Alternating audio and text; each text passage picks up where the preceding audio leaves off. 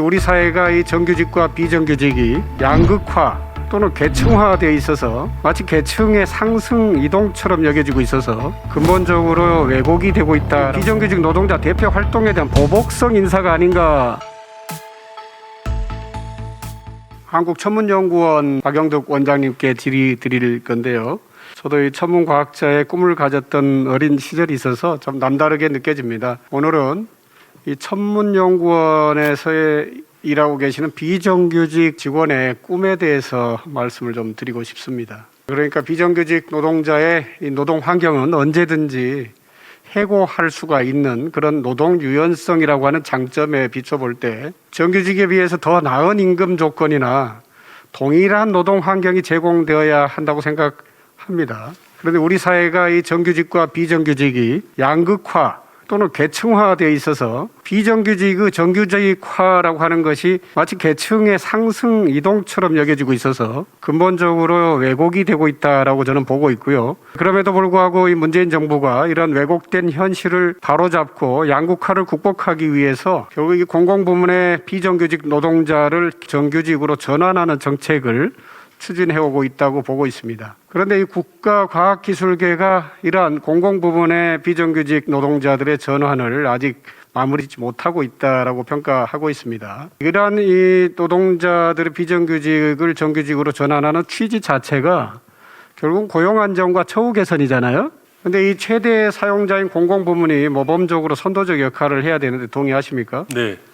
제가 뭐에 대해서 말씀드리려고 하는지 좀 아시겠죠? 예. 최근에 있었던 이 부당해고 관련한 행정소송 있다고 알고 있는데요. 예, 우선 그 공공기관으로서 그 정규직 전환이 모범적으로 실시되어야 한다는 의원님 말씀에는 전적으로 동감하고 저희도 그렇게 되도록 노력을 하고 있습니다. 네, 그동안의 경과를 좀 보니까 정부에서는 2017년부터 그러한 정규직 전환 정책 발표한 뒤로 관련 전환 과정에서 사측은 출연연이 공동 출자한 자회사로 전환을 주장하고 있고 노측은 직접 고용을 주장하고 있지 않습니까? 그런 과정에서 최근 이 행정소송의 대상자가 되고 있는 임모 당시 노동자 대표가 이제 문제가 되고 있는데요. 이 관련 내용들을 좀 살펴보니까 그분이 비정규직 노동자 대표로 활동하는 과정에서 심각한 적응 장애를 일으켰고 관련해서 업무상 재해로 산재 판정을 받기도 했습니다. 극심한 스트레스가 있었다고 알려진 건데요. 다시 말해서 이 자회사 전환 방식을 선택하도록 하는